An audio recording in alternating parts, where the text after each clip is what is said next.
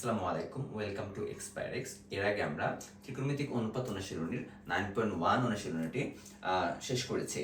তো আমরা 9.1 এর 5টি ক্লাস দিয়েছিলাম এবং 5টি ক্লাসে 9.1 শেষ হয়েছে। আজকে থেকে আমরা 9.2 অনুশীলনী শুরু করব। তো 9.2 অনুশীলনীর আজকে কোনো ম্যাথ করাবো না। আজকে আমরা কিছু হালকা বেসিক আলোচনা করব এবং ক্যালকুলেটর ছাড়া কিভাবে তুমি থিটার ভ্যালুগুলো বের করতে পারবা সেটা আমরা শেখাবো। That means sine theta, cos theta, tan theta, এই জিনিসগুলো যে 30 ডিগ্রি, 45 ডিগ্রি, 90 ডিগ্রি যে ভ্যালুগুলো, এই ভ্যালুগুলো আমরা কিভাবে ক্যালকুলেটর ছাড়া তুমি বের করে ফেলতে পারবা সেটা আমরা আলোচনা করব। সো দেরি না করে আমরা আমাদের ক্লাসটি শুরু করি। তো এখানে আমাদের কাছে একটি সমকোণী ত্রিভুজ রয়েছে। তো এই সমকোণী ত্রিভুজে আমরা কি জানি, সাইন থিটা হচ্ছে, যখন আমি কোণটাকে এই পাশে ধরবো তখন এটার বেসিস হচ্ছে ভূমি হচ্ছে এটা এবং লম্ব হচ্ছে এটা এবং অতিভুজ এটা এবং এটা 90 ডিগ্রি। তো যখন এরকম হয় তখন সাইন থিটা ভ্যালু হচ্ছে লম্ব বাই অতিভুজ। যদি লম্ব বাই অতিভুজ হয় তাহলে আমি এ বাই সি, মানে লম্ব বাই অতিভুজ is equal two sine theta, এটা আমরা জানি, তাই না? তাহলে এ বাই সি ইজ ইকুয়াল হচ্ছে সাইন থিটা। তো এখন আমি যদি কোনটাকে এইটা ধরি, এটা তাহলে কি হয়, এটা হচ্ছে 90 ডিগ্রি, এটা থিটা, তাহলে এটা কোনটা হবে 90 মাইনাস থিটা, তাই না? তো এখন আমি যদি 90 মাইনাস থিটা হিসেবে এটাকে ধরি তাহলে কি সাইন 90 মাইনাস থিটার ভ্যালু কি আর a বাই c থাকে? অবশ্যই না। তখন তখন হচ্ছে দেখো, এই কোণের বেসিসে ভূমি হয়ে যায় হচ্ছে এটা এবং লম্ব হয়ে যায় এটা এবং অতিভুজ থাকে হচ্ছে এটা। তাহলে এরকম যদি হয় তাহলে আসলে আমার তখন এই a বাই c এর ভ্যালু হয়ে যায় cos 90 মাইনাস থিটা। কেন? কারণ এই কোণের আন্ডারে এটা হচ্ছে আমার ভূমি এবং এটা হচ্ছে আমার লম্ব এবং এটা হচ্ছে আমার অতিভুজ। ঠিক সেম ভাবে আমি যদি cos থিটা চিন্তা করি তাহলে cos থিটা চিন্তা করলে হচ্ছে আমার cos থিটা হচ্ছে b বাই c। কেন? কারণ b হচ্ছে আমার ভূমি এবং c হচ্ছে আমার অতিভুজ। কিন্তু আমি যদি এই 90 মাইনাস থিটা চিন্তা করি তাহলে এটা আমার সাইন 90 মাইনাস থিটা লিখতে হয়। কেন? কারণ হচ্ছে যে এইটা যখন সাইন 9 মানে 90 ধরি তখন আমার লম্ব হচ্ছে এটা এবং ভূমি হচ্ছে এই এ। তাহলে এটা যদি ভূমি হয় তাহলে লম্ব বাই অতিভুজ হচ্ছে আমার সাইন সাইন থিটা। তো সাইন সাইন এই কোণটাকে যদি আমি 90 মাইনাস থিটা ধরছি তার মানে sine 90 minus theta is equal to B by C. তো এই জিনিসগুলোকে বলা হয় হচ্ছে কোসাইন। ঠিক আছে, এগুলোকে কোসাইন বলা হয়।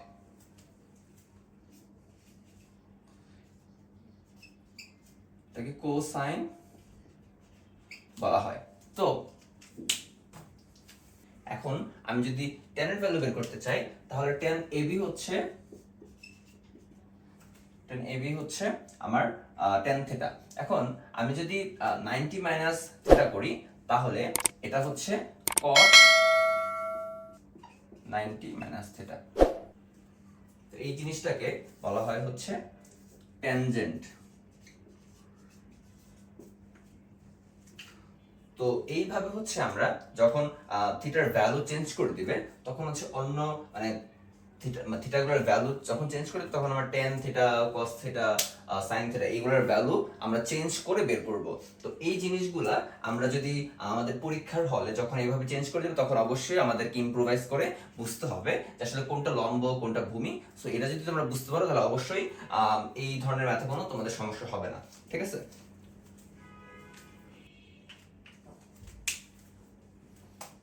ওকে, এখন আমরা কিভাবে হচ্ছে ক্যালকুলেটর ছাড়াই তুমি হচ্ছে থিটার ভ্যালুগুলো বের করতে পারবা সেটা আমরা হচ্ছে শিখাবো। তো আমরা এই জিনিসটা শেখানোর জন্য একটা টেকনিক ইউজ করব। সেই টেকনিকটা হচ্ছে যে ফিঙ্গার রুলস। মানে আমাদের একটি হাতে যখন 5টা হচ্ছে ফিঙ্গার থাকে, তো এই 5টা ফিঙ্গার থাকলেই তুমি ক্যালকুলেটর ছাড়াই এই থিটাগুলোর ভ্যালু বের করে ফেলতে পারবা। তো লেটস সে আমরা হচ্ছে সাইন 0 ডিগ্রির ভ্যালু বের করব। তাহলে ধরো আমরা এই এই ফিঙ্গারটাকে হচ্ছে সাইন, আমরা এই ফিঙ্গারটাকে 0 ডিগ্রি ধরবো, এটাকে হচ্ছে 30 ধরবো, এবং এটাকে হচ্ছে 45 ধরবো, এবং এটাকে 60 ধরবো, এবং এটা 90 ডিগ্রি ধরবো। তো মনে রাখবা 0, 30, 45, 60, 90। ঠিক আছে, তাহলে আমি যদি সাইন 0 ডিগ্রির ভ্যালু বের করতে চাই, তাহলে সাইন 0 হচ্ছে এই ফিঙ্গারটা। অলওয়েজ চিন্তা করবো যেহেতু এটা প্রথম ফিঙ্গার, আমরা অলওয়েজ চিন্তা করবো যেই ডিগ্রিটাই ধরবো সেই ডিগ্রিটার পরে কয়টা আঙ্গুল রয়েছে সেই আঙ্গুলটা মাথায় রাখার। তার মানে এটার এ পাশে কয়টা আঙ্গুল রয়েছে, এটার পাশে কোনো আঙ্গুলই নেই। ঠিক আছে, তাহলে এখানে যদি আমার কোনো ফিঙ্গার নেই, তার মানে এটা হচ্ছে 0 থাকবে। তো অলওয়েজ সাইনের ভ্যালু বের করার ক্ষেত্রে আমরা চিন্তা করব নিচে 2 রয়েছে এবং উপরে হচ্ছে আমরা এই পাশে যে কয়টা আঙ্গুল রয়েছে সেই কয়টা আঙ্গুল দিয়ে রুট দিব। ঠিক আছে, তার মানে আমি যখন সাইন 0 এর ভ্যালু বের করব, তখন আমার এই আঙ্গুলের এই পাশে ডান পাশে কোনো আঙ্গুল আছে কিনা সেটা যদি চিন্তা করি, তাহলে এই পাশে কোনো ডান পাশে কোনো আঙ্গুল নেই, তার মানে 0টা ফিঙ্গার রয়েছে। তো 0টা ফিঙ্গার থাকলে রুট ওভার হচ্ছে 0, তাহলে আমার ভ্যালু কত আসে? 0 আসে। ঠিক আছে, তো এখন তাহলে সাইন 0 ডিগ্রির ভ্যালু হচ্ছে 0। ওকে, এখন আমি যদি সাইন 30 এর ভ্যালু বের করতে চাই, তো সাইন 30 এর ভ্যালু হচ্ছে এটা 0 ডিগ্রি, এটা 30। তো সাইন 30 ডিগ্রি হচ্ছে এই ফিঙ্গারটা। তো এই ফিঙ্গারের এই পাশে ডান পাশে কয়টা ফিঙ্গার রয়েছে? ডান পাশে ফিঙ্গার রয়েছে একটা। দ্যাট মিন্স নিচে হচ্ছে 2, অলওয়েজ 2, এবং উপরে হচ্ছে √1। তো √1 যদি হয়, আমি যদি √1 দেই, তাহলে √1 দিলে 1ই থাকে, তাহলে সাইন 30 ভ্যালু হচ্ছে 1/2। তাহলে আমি সাইন 30 ভ্যালু 1/2 লিখতে পারি। ওকে, এখন হচ্ছে সাইন 45। সাইন 45 হচ্ছে এটা 0 ডিগ্রি, এটা 30 ডিগ্রি, এবং এটা 45 ডিগ্রি। তো এই ফিঙ্গারের ডান পাশে কয়টা ফিঙ্গার রয়েছে? 2টা ফিঙ্গার রয়েছে, তার মানে নিচে 2 এবং উপরে √2। তাহলে উপরে আমি √2 দিলাম। এটাকে আমরা হচ্ছে 1/√2 হিসেবে লিখতে পারি। কেন? 2 কে আমরা √2 ইন্টু √2 করলে হচ্ছে √2, তাহলে 1/√2 আসে। ঠিক আছে, আমরা এটা ভাঙিয়ে লিখতে পারি। তো √2/2 হচ্ছে 1/√2। তাহলে আমরা sin 45 এর ভ্যালু 1/√2 লিখতে পারি।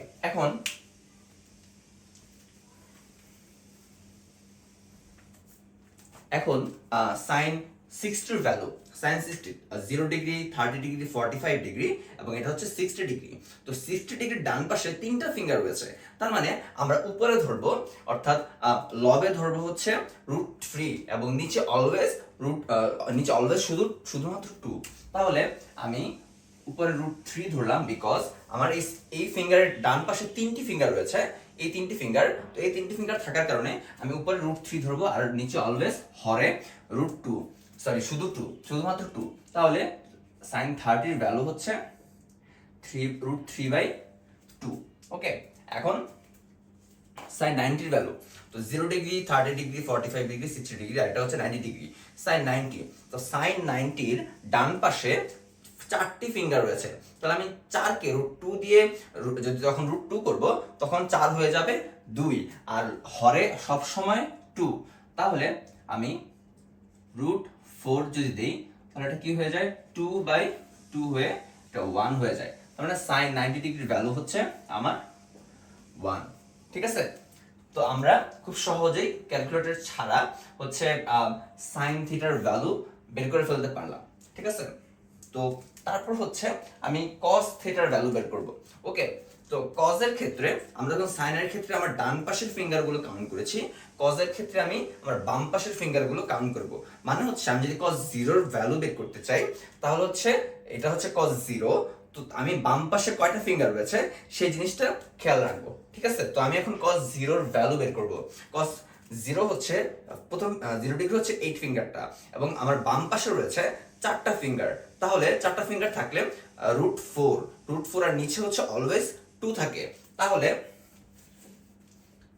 হচ্ছে √4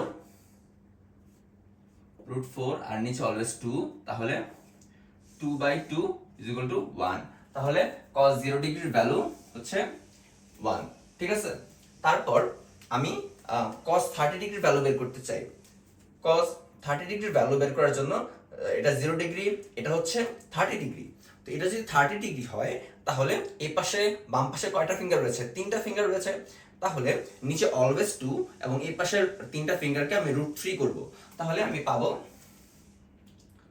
√3/2। তাহলে আমার ভ্যালু হচ্ছে √3/2। ওকে, এখন আমি cos 45 এর ভ্যালু বের করব। cos 45 এর জন্য আমার 0 ডিগ্রি, 30 ডিগ্রি এবং এটা হচ্ছে 45 ডিগ্রি। তো 45 ডিগ্রির ক্ষেত্রে আমার cos এর ক্ষেত্রে বাম পাশে দুইটা আঙ্গুলকে চিন্তা করতে হবে। তাহলে দুইটা আঙ্গুল √2 আর নিচে 2। তাহলে আমার cos 45 এর ভ্যালু হচ্ছে 1/√2। এখন cos 60 এর ক্ষেত্রে আমার এই যে এই ভ্যালুটা মানে 0, 30, 45, 60। তো 60 এর ক্ষেত্রে এই পাশে কয়টা আঙ্গুল? একটা আঙ্গুল। তাহলে √1/2 হচ্ছে 1/2।